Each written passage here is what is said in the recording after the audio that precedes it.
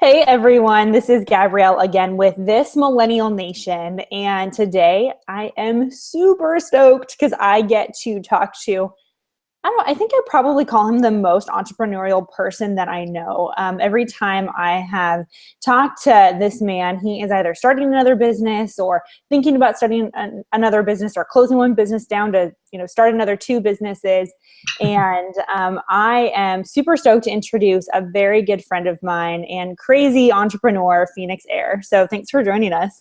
No, thank you so much for having me. I mean, like I said, anything for a friend is better for worse. Like, I love you. I love what you're doing. So I'm just happy to help. Famous last words, anything for a friend. I met Phoenix. We were both at a conference in Amelia Island in Florida. And I think we were one of a very few number of people under the age of 54. And so naturally we were kind of drawn together like, oh, there are young people here. But I first saw Phoenix standing outside of this really beautiful Ritz-Carlton hotel next to a NASCAR. So I'm walking up here and I'm like, what is going on? Why is there a NASCAR here? Is there like a race going on? What is happening? And then he's like, oh yeah, it's mine. And so that was my introduction to Phoenix. So Phoenix, you have to start off with that story. What in the world were you doing with a NASCAR? You kill me. You kill me. It's the one chapter of my life I hide from the public. But because I love you, I will tell you. So it's a really long story, but in a sentence, I had the idea for some pretty phenomenal technology to benefit international development, the nonprofit sector, church, social sector, government, everything. But it's going to be really expensive. And I didn't at the time want to take on investors. So I had some interesting contacts that wanted me to buy a NASCAR team and to run the operations, do all the legal, yada, yada, yada, and basically use the profits that I would be getting from my corporate sponsors to fund the development of the technology in one of my other companies. That was my true passion. So I fought it for months, and I was literally like, no one watches NASCAR. No way am I going to do this. I'm from Los Angeles. But they wore me down. I went out to North Carolina, and lo and behold, then I had a NASCAR team. Yeah, Fast NASCAR forward. isn't a sport out there, it's a religion. But if you're a Cali kid like us, it's like Yeah. people actually do, like they just turn left. What else goes on out Just there? keep going left. I guess you could say NASCAR was in my blood because it was in the portfolio. So I had to like become a NASCAR guy, but whatever. So So what is we it met. like though to start a company that you're not passionate about? Because I think most millennials think, oh, I have to be super passionate about something. It has to be like my life dream to do something. But you basically said it was a means to an end. I mean, not to diminish that much, but you realized that it was a really great door for something else. Oh, completely. I completely agree with you. And I'd say I believed so much in the tech company and the purpose because a lot of my grad school research, a lot of my international development work on the ground was focused on this end goal of the tech. That was so strong and so like deeply rooted in my heart and soul that yeah, started another company for the purpose of financing it without having to sell out to another investor or group of investors to make that dream a reality was worth it 100%. Things happened where I ended up saying, okay, it's just going to take more time, more energy, more money than I'm willing to spend in this company to achieve that end goal. So I ended up saying, all right, let's wrap up shop and let's actually work with different investors because we had investors with interest in the tech company. So we ended up making that transition. That was not easy. It was not fun. It was a really hard decision and expensive. But it was worth it. It was worth it. We've gotten a lot farther in 8 months focusing and giving away equity, but focusing on the tech company than I had gotten in a year having to split my time between the two. So I So will in a say, very brief kind of 3 to 5.6 sentences, can you share a little bit about what you're doing right now with a tech company, kind of what the purpose of it is, and then we'll talk about kind of the process of how you got there. sure. When is this video going out to the public? It is going out, it should be in the next couple of months. So who knows where you're going to be when it's actually live. Yeah, fair. Okay, I will tell you as much as I can tell you without my lawyer like donkey kicking me in the gut, right? We are creating the software platform backend to host all virtual reality content for everyone for the future, whether that be educational, whether that be health-related, entertainment, prototyping, investor pitch competitions, business strategy, virtual reality sales, tours, mentors. Think of it as we're creating the App Store software to host virtual reality apps or modules.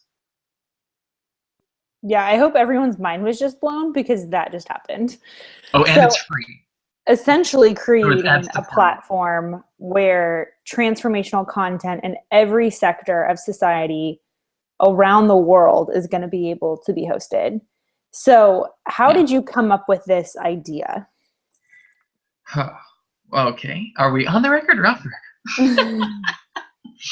Is your crowd a Christian crowd? Or are they a drinking crowd? Because there is so much to that. I had spent 5 years in international development. So I was doing what I call omni-sector development research in India, Thailand, Haiti, and seeing that you can't really move education forward or public policy or infrastructure or the economy or spirituality if you're not addressing all of them. If you're focusing in one sector without thinking of how it's affecting the other sectors, you're misdeveloping a region. You know, so it's either going to create a new economic problem, a new social problem, infrastructure, spiritual, government problem. Like, you can't just force development in one sector if you haven't considered what's going to affect, how it's going to affect the rest of them. So I call that omni-sector development theory. And I developed a concept for a self-sustaining and self-replicating community that we call CORA, the Communities of Refuge and Hope, that were going to be self-sustaining communities for orphans, widows, and refugees. But the aspect of those communities that was so difficult to stabilize financially was the education portion. I could make medicine work, I could make housing work, I could make employment work and everything, but helping the massive amount of orphans that were in these cities or these refugee camps not only catch up through the amount of education they had missed because of the crisis, but also kind of leapfrog several years of miseducation and step into the next generation of technology and science and research to be able to compete with the best and the brightest worldwide. It was going to cost you a lot of money for the tutors and the teachers and the after-school programs that threw off the balanced economic model of the rest of the community's monthly budget, if you will. So at that point, I thought to myself, well, we are children of the new millennium, and technology is just, it's everywhere. So we can't disregard it in this area. And education has sometimes been notorious for being all about the human heart and mind and the soul of the teacher, empowering the children, which I love and fully support. However, technology can supplement their ability to reach more children faster and cheaper. Yep. So that's the whole purpose of education, right? Is it to keep people employed, to really invest in the next generation? We're just looking at the end result and so what's a better way to get to the end result? Exactly. What's a more sustainable way and profitable way to pour our knowledge quicker and in a way that's more engageable to the next generation so they can leapfrog even us? Right. So you had this idea when you were in grad school. I had this idea when I was in India or Haiti. I don't remember. Let's call it Haiti. And I brought it, and it was going to be called VIE, V-I-E, the Virtual Interactive Educator. It's going to be a virtual reality world to learn any subject with like virtual Einstein learn physics. So I took it back to all my donors because I was in the nonprofit foundation sector at the time. And I was like, here's the model. And they're like, oh my God, this is humongous. They said, way too big for our pockets, but it's reminiscent of a. They said, you should think about taking this idea through grad school, make it all of your business research, and go after venture capital funding. So that's when I then expanded on it for a couple of years in grad school. And halfway through grad school, when I was like, do I really want to work with these VCs? Why don't I just start another company and use my own profits to create the prototypes. And that's when you met me on that island with a NASCAR. Fast forward. And here we are. We all make crazy choices. How did this happen? So for you, I mean, a big question, the biggest question I get from millennials who are saying, I want to start a company, or I've got a great idea, or whatever. It's, do I have enough money to start a company? And so for you were in that quandary of, do I, ask friends and family? Do I self-fund? Do I find VC? And I think many millennials are looking to things like Shark Tank to say, hey, I can go in and I can become quick and rich by doing something this way, or become a quick celebrity by doing it that way. Yikes. You tested out a couple of different ways, and it kind of sounds like you got dragged into where you're at right now. Oh, yeah. Working with investors. So explain to me kind of what that's like now, and is it as scary as you thought it was going to be? Oh yeah, like 10 times worse. Oh, good. We all feel so much better now. Yeah, don't even worry. If you're thinking about starting a company, I would say it is so simple to start a company. The difficult part is finding the right money. There are always people who are willing to work and willing to engage you and jump on board with an idea, if it's a good idea. If people aren't jumping on board for equity or because they believe in what you're trying to do, you might not have a very good idea. So you might want to revisit that. And it's not hard to find money for a good idea, if it's a good idea.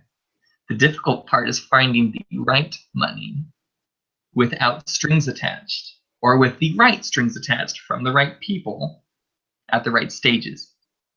So navigating friends and family, angel funds, seed funds, venture capital groups, foundation program-related investments, or mission-related investments. That's what's been really daunting for me.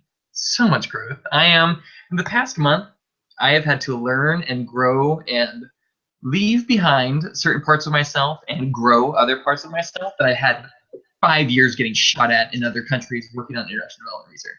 You know what I mean? Like, business is a war zone, just like some other countries. You know what I mean? It's exciting, and it's something you should engage, but make sure you have some mentors. It's gotten a lot simpler after finding good mentors and people to join the advisory board, people to practice with, people to make mistakes with, people to introduce you to the right people at the right times. But I would also argue that sometimes it's almost harder to find a good mentor than a good investor. Because an investor, that's the biggest challenge I've even found being millennial being a woman, as well as finding someone who I can relate to, who's been in my shoes and who can give you that perspective. So how have you been able to find the mentors in your life to speak truth to you in a way that you know is authentic, and they're not, just taking you for a ride as well? Well, you and I both know on a personal level that's like a volcano. So of love and horror. Raining down love and judgment all at the same time. What did I do to deserve this? Which fire rock do I hold? Which do I throw down?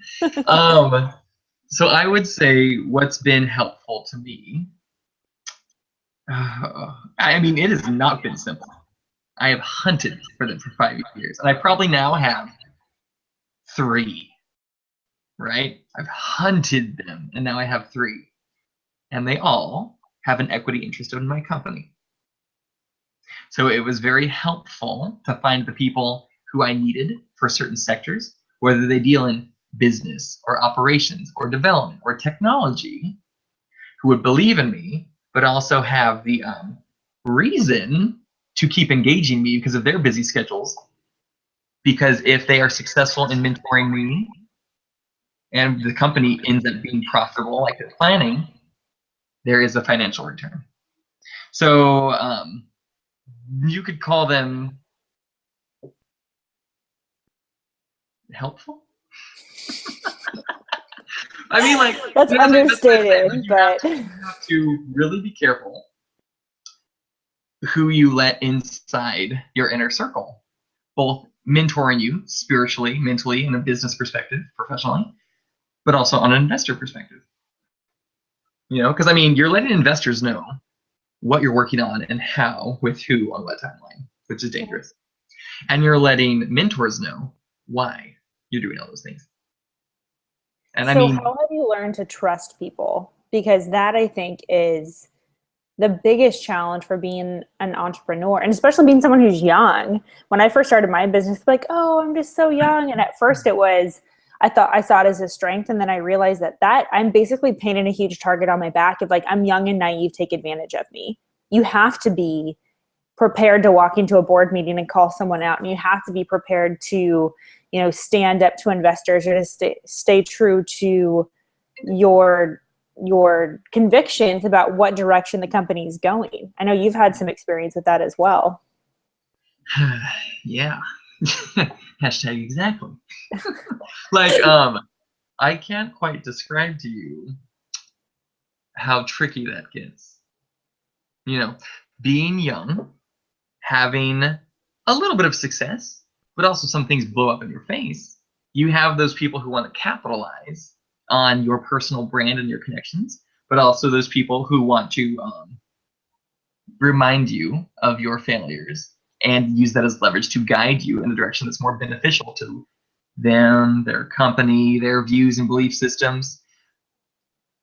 So, like I always say, keep majority ownership of your company at all times. So you always have the last say.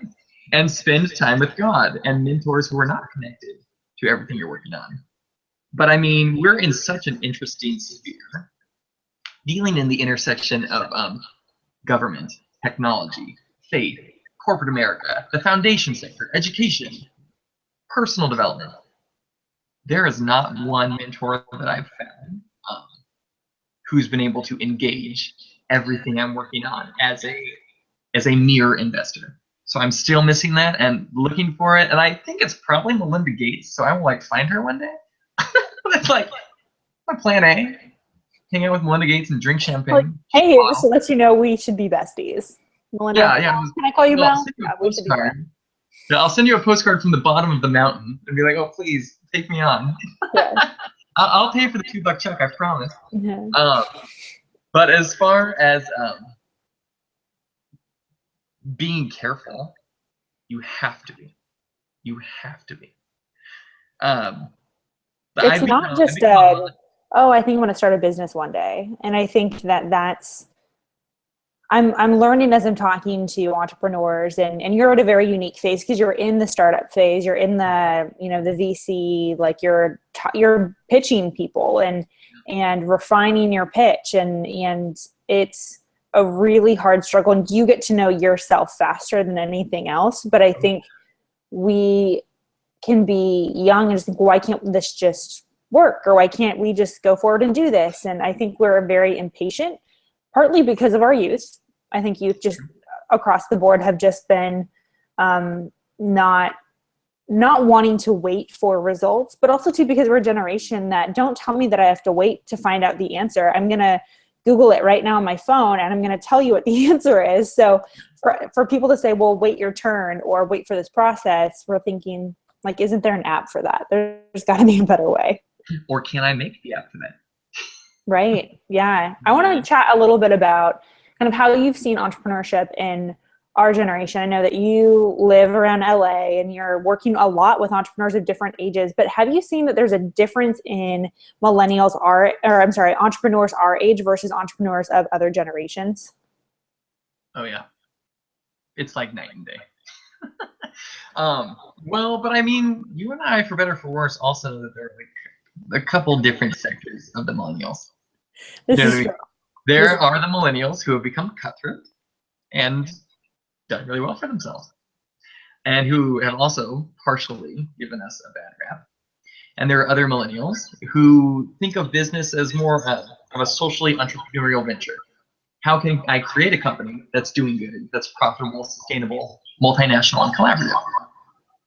That's kind of where we tend to lean. That's why you understood after I told you why I bought this. I was like, no, it's for global education for 65 million orphans. I'm like, oh, got it.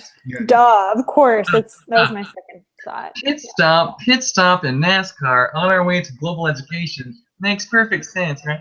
Anyway, Natural. now like Control Alt Delete, we will never speak of that chapter again. We call it the dark phase, the learning phase, the learning phase. But as far as the difference between millennial entrepreneurs and the entrepreneurs before us, is that they know the systems. They know how government works or doesn't. They know how venture capital works and doesn't and won't. You know, they know how the market will work, but they don't necessarily know how our younger generation works. They think they do. Do you think that we're more prone to take risks than other generations or less prone? We are more prone because we know it's necessary. Because of the same systems I just spoke about, we oftentimes reject it. We say just because it's an established system doesn't mean that it's healthy or good or sustainable or that it should be friendly. Right. So one of my friends, who's become a business partner / mentor, said something at a conference a couple weeks ago that has really stuck with me from this whole mindset. He said, profit isn't bad, profit is good and necessary, and profit makes something sustainable. And sustainability of a program or a business brings systemic change. Find a way to make the good that you need in the world profitable and sustainable, and then it'll become the new norm. So that kind of encapsulates my view of business. Business is phenomenal if used in the right way. Business can also be absolutely terrifying. I feel like we have a very hopeful and on the other side, jaded view of government and business, our generation. And we're trying to see what systems can we break down for human health and society's growth, and what systems are actually healthy and good in democracy and the free market enterprise that we must keep and bolster and nurture to become the new part of our generation. Because we've largely disengaged business or disengaged government where we don't see the system working. But I see a very strong part of our generation deeply engaging business and deeply engaging politics, where we see that it can transform and be very beneficial to our country, the world, all generations. So in a sentence, I'd say we're different because we're reluctant to work with the systems on a whole, but we are very similar to their generations because we will die engage in a certain system if we see that it's what's missing, if it was healed and grown. Does that make sense? No, that makes absolute sense. And I couldn't agree more. I think as a generation, we have no problem disrupting the status quo. And that's so oftentimes interpreted by other people as being disrespectful. And we're like, no, it has nothing to do with respect or not respect. It's being democratic. We're just saying there's got to be a better way. So kind of in the spirit of disruption, what do you see, what industries do you see millennials disrupting the most in the future?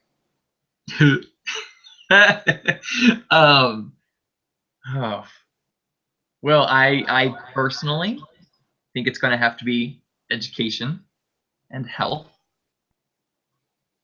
And they're going to be transformed in a new level of business that we're used to through the mindset of like an Uber or an Apple. You know what I mean? But not the bad part of that. Yeah, I think that you said something though. It's the democratization, I think, of the economy. And because we have so many options and so many people being entrepreneurs, even in a little microcosm. I mean, I know your story is similar to many others in that you were doing multiple things at the same time. You didn't necessarily quit your job when you had this idea and say, I'm going to start this business. You side hustled your dream and you were like, I need to do more research on this. Maybe spend a little bit of time of talking about, you know, is a business plan necessary? Is going to get a graduate degree or going to get your MBA necessary? If I'm a millennial and I want to start a business, where should I go to find out what I need to know? God, that's the $1 million question. That's the, do you spend 200 grand on the grad degree question or not? I chose to, and I still think that was a good idea for me because I needed that time. I needed that time to finish the research. You know what I mean? Because I had to transform from an international development foundation guy to a for-profit technology business guy. And that took me a little mental, emotional, spiritual time to work through while I was finishing research. You know, to each his own. You know, I came from a family of business, but we had either medical practices, real estate, or like a dairy industry. So that mindset was familiar to me, but not at all instantly applicable to my new sector. You know what I mean? So as far as where do people start, I think you need to take a very realistic self-assessment of where you're at, where you need to be, and what it's going to take to get you there. Do you have the mentors in your family or in your network or school, church, business that will get you there? If not, will you get there by going into a certain program? And if I recommend going to grad school if you have an idea to research or a business concept that you want to solidify. I wouldn't necessarily just go in order to better yourself. That sounds weird, but when 200 grand is on the line, you know what I'm saying? Like, go to specific. It's a really expensive personal retreat, and it's really painful. Yeah. I mean, it's not like you just drop the check and then all of a sudden you have knowledge. Like time, money, it's energy, it's stress. Also exciting and a lot of fun. You're making great contacts. But I would say I have the contacts and the brand we have now, and we've gotten so far we've gotten now because of contacts in the nonprofit sector and foundation government world that I was in when I was working, because of the university world that I was in through going to grad school and the investors that connected me to and the networks that connected me to, and so on and so on and so on across the country and in different countries. Yeah, I'd say my professional network and then my education network that turned into an investment network. So it really is, I mean, it's that's not thrive where you're planted. I mean, it doesn't matter if you want to go into, hey, listen, I got my master's in government, which is not something that I'm doing at all now, but I learned a lot about myself in the process. And I think that's a big question many millennials, particularly the younger millennials that are just coming out of school, saying, well, do I need to go get more education? I think when you and I were coming out of school, there weren't a lot of jobs. And so that was kind of the de facto, well, I'll go and get a graduate degree because I can't find a job anyway. But now I think the question really is, what do you want to do? So there's those big questions that you want to put off until after grad school and say, I'll just do those later. But if you don't, I mean, very much to your advice, if you don't address those now, then grad school could be just a really expensive, long personal retreat. Yeah, no, for real. I would say that I completely agree with you. Completely agree with you. When we came out into the workforce, the recession was in full swing. There were no jobs, and the jobs that were there were like $30,000-$40,000 a year jobs, and we had very expensive private school debts, and we were not living in no, to say the least. I was like, well, yay. You know what I mean? So, but I mean, then, hey, we're in the nonprofit sector, doing global research. It was cheaper to live when you were doing research in other countries. The mental stress toll is another word, but it was cheaper to financially live, right? Had the concept for the tech. This recession was still, we were limping out of it when I had the concept for the tech initially, probably 3 years ago. They said, this is a venture capital concept. Go to grad school, finish the research, pitch it to VCs. So now, as 3 years later, the economy is a lot healthier. The concept of virtual reality, a lot hotter, you know? And there's a lot more interest in engaging our generation that have these disruptive ideas. Disruption in the VC community is no longer a bad thing. It's what they're hunting for. So what has it been like for you to introduce, or at least further, an idea that would seem blasphemous almost 5 or 10 years ago? I mean, talking about these platforms that don't exist right now, creating a solution that people have only dreamed of and are almost like, that's too much. It's like ending poverty or curing cancer. Like, we can't even get there. You're saying we can, and this is how. What are those conversations like for you? They're a lot of fun. A lot of fun. I mean, it was really hard at the start. I mean, the blank stares, the people like hating what I was talking about 3 years ago. 3 years ago when it was a concept. But now that we have a beta prototype, investment, a staff, advisory board, and foundation, or like the United Nations wanting to pilot the software, those conversations are a lot different with the naysayers. The naysayers now love what we're doing and want to invest. No. We had to go through a long, hard, grueling period of people thinking we were nuts. And to find the gems in these different sectors, in government, in business, in church world, VC world, foundation world, they were saying, oh, that's interesting. Yeah, let's meet, let's talk, let's see a demo. You have to find that rare piece of the population, like that 5%, that will still allow themselves to think and dream and not shut down an idea. To allow themselves the option to think about what things could be instead of shut things down because of how things are. We've found enough of them. And we've surrounded ourselves with enough of them. It's like a force field of glory, but Lord, what battle we went through to get them. You know what I mean? So I don't even remember. But I think that's something that's really powerful, and a topic we're going to be talking about in the book is failure, and whether we as a generation are prepared to fail, because so many of us have, hey, listen, we're called, the entitled generation, trophy kids, all that stuff. And I get it. I think as a generation, many of us were really sheltered from failure. None of us were able to get kicked out of school or kicked off the team because mom and dad were standing in the sidelines. So what does, and you've kind of alluded to a little bit before, but your relationship to failure, what does it look like now than it did even 3 years ago? Oh, it's like my gimpy leg. It's like, I always remember it, man, every day. And I mean, it keeps me from making those same mistakes again.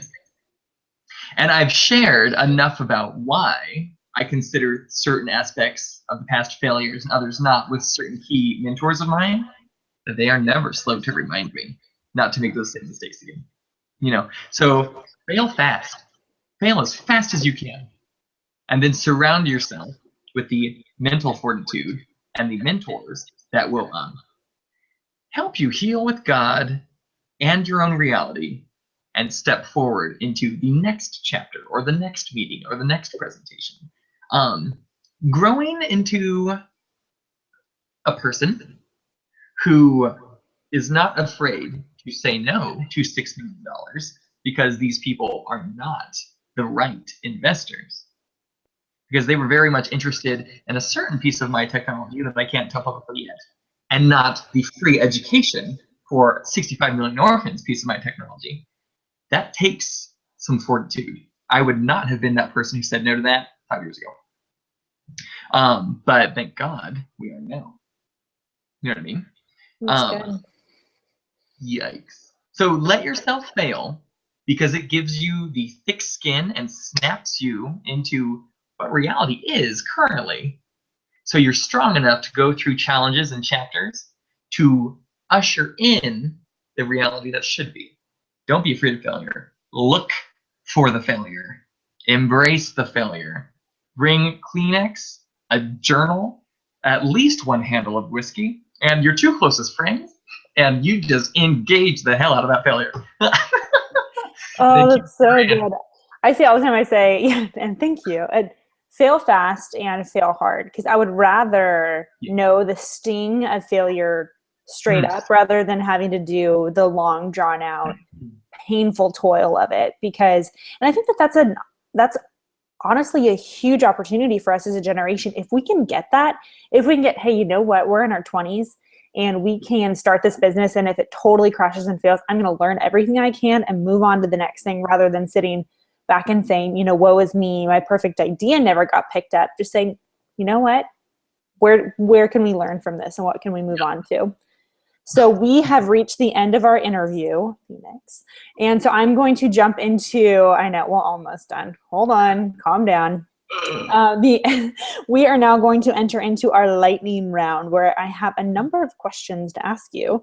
And you have to answer the first thing that comes to your mind. So, are you ready? Fingers crossed. You'll be fine. All All right. about it. First question. We've already kind of been talking about it, but what do you know now that you wish that you knew back when you were getting started? Oh my God. Have good lawyers that have your back and have everyone sign contracts and make sure you don't trust the wrong people because you'll lose a lot of money really fast. Don't bypass the legal system. That is a really good one, and one that's actually new. No one has given that that perspective. So thank you. All right, Oh, next question is that was my big failure. That was my big failure, if anyone was wondering. Don't that was bypass lawyers who will make sure that your employees don't do anything a little tricky and shady that make the rest of the business fall apart. You need to trust the right people. And if you're not sure if you can trust them, have them in a binding contract. And even if you can't trust them now, you might not be able to trust them in the future. People change. Truth. All right, what is the best piece of business advice that you have ever received? Ever received? I mean, I would say the two things that are critical in grad school that all my mentors keep pounding into me were cash flow is king and you're not your customer, and reach profitability as fast as possible without losing who you are and what your company started to become. I always tell myself and ask new employees and new investors these three things. Tell me your passion, your pain, and your hope. Before I even tell them what we're doing, I ask them for those three things. And I give them nothing else. I say, take that however you wish. What's your passion, your pain, and your hope? You find out if they're the type of person you're wanting to work with, either in the professional capacity or the mental, emotional, spiritual capacity, real quick. That is so good. Okay, next question to go by so fast, and I just want to talk about them for so long. Okay, what books are you reading right now? Let me pull them out.